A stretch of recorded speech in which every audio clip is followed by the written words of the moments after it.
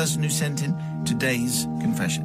Matt, you need the right notebook and the right pen. I do. Getting out. Here we go, everyone. Father Simon, Brother Matt, Sister Holly, Katie Susie, says Mel. Back in the last century, I was at the end of my football career. One of my last matches was at a village in the heart of Somerset. I'm quoting here, it being a pretty yokelish place, us Bristol boys took the mickey out of them slightly, but only quietly and behind their backs. Anyhow, one particular match I was marking one of their better players. I was marking him out of the game, to be perfectly honest, until he stepped backwards and I heard a crunch. I was fairly certain he'd broken my toe, and indeed it was heavily bruised, but it was still attached and it was not broken. As the toe recovered and the bruise moved upwards, the toenail, already hampered by athlete's foot, went all crinkly. I should say, I don't know, PG certificate. Yes. Sorry. Several weeks later, it transpired what was happening was that a new big toenail was growing under what was now a deceased fungal nail. It didn't take long before the old nail split at the base. And it's all about the base. Upon limping to the toilets at work, a whole dead toenail revealed itself and fell off as I took off my sock. Right. Apart from the discoloration and the rigidness... I do hope this is going on. It was more on the toenail, please. It was a complete specimen. So I went back to my desk and placed it in one of the large orange A4 envelopes used to convey internal memos and stuff for other departments in my firm. Now, I was working at the time in a country office of a large insurance company, but a job opportunity back in busy Bristol appeared. The interview was good. The manager was a female Harry Potter lookalike, very nervous and twitchy, but I felt I was just what she needed, virile and handsome. That's me, not her. I got the job and I bought a few cakes to the left-behind losers and started in the powerhouse of the Bristol office, taking my pens, diaries and various mascots and paraphernalia with me from my old desk. My new manager, who we will call Anne, gave me a desk very near to hers. She melted under my smoothness, I felt. I could do no wrong. Before I left, my previous team leader, who we'll call Timothy, he gave me a half-year appraisal that would be used in ascertaining my next pay rise in conjunction with my first 6 months with Anne. Well, it was a decent assessment. Possibly he was glad to get rid of me, so upped my scores. And one day, Anne remarked she'd got an orange A4 envelope from Timothy, which looked like it was my half-year handover assessment. She took out the assessment and, not saying anything, seemed pleased. Suddenly she exclaimed that there was something rattling in the envelope, something extra. She tipped up the envelope onto her desk and out came my aforementioned toenail. It bounced a couple of times. The noise, unable to be heard, drowned out by the screaming of Anne. By now she was 6 feet in the air.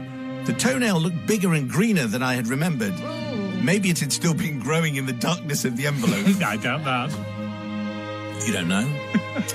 Anne looked at me and asked what was it and why it was there, and I quickly worked out that Timothy, upon opening my drawers for an envelope in which to send the assessment, had opened a back drawer in my old desk and picked it from there.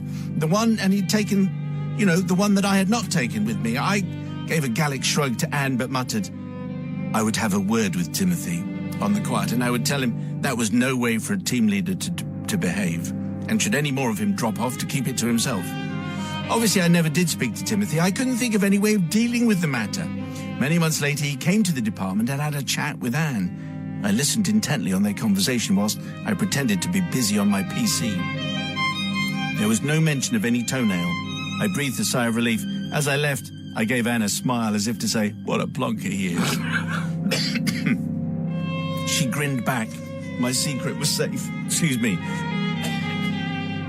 There you go. I seek forgiveness for the childish behaviour in keeping a rancid nail and not throwing it away, and implicating Timothy, a nice person who didn't deserve the smears that Anne cast upon him.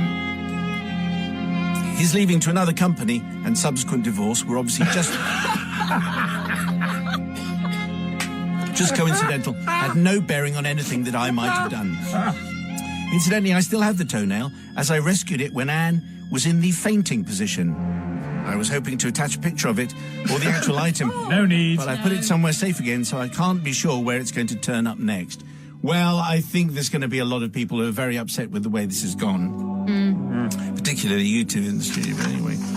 apologise for not warning you if you were having a bite to eat at the time.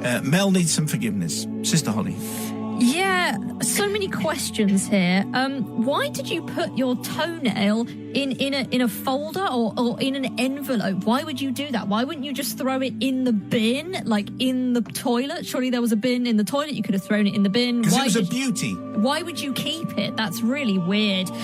Also, like, you know, the fact that he kind of just strutted in, like he owned the place into this new job, like, oh yeah, look at me. And it's just like, no, you weren't the big man, were you? Because you had an envelope with a toenail in, which is disgusting. The fact that you kept it is sick and wrong. Sick and wrong, eh? And just, wow. I don't forgive on any level, frankly. Sick and wrong. It's a three-worder. What'd you say, brother? Well, who are we to judge whether someone wants to keep their toenail in an internal mail envelope at work? I mean, not what I would want to do, but, you know, however you get your kicks. I strongly suspect that Timothy sent this nail deliberately, and I think the fact that he then left jobs and had the divorce, I think that speaks volumes to me about what was going. And then, you know, turning up to Anne and saying, how are everything going? Anything interesting in the mail? All of that.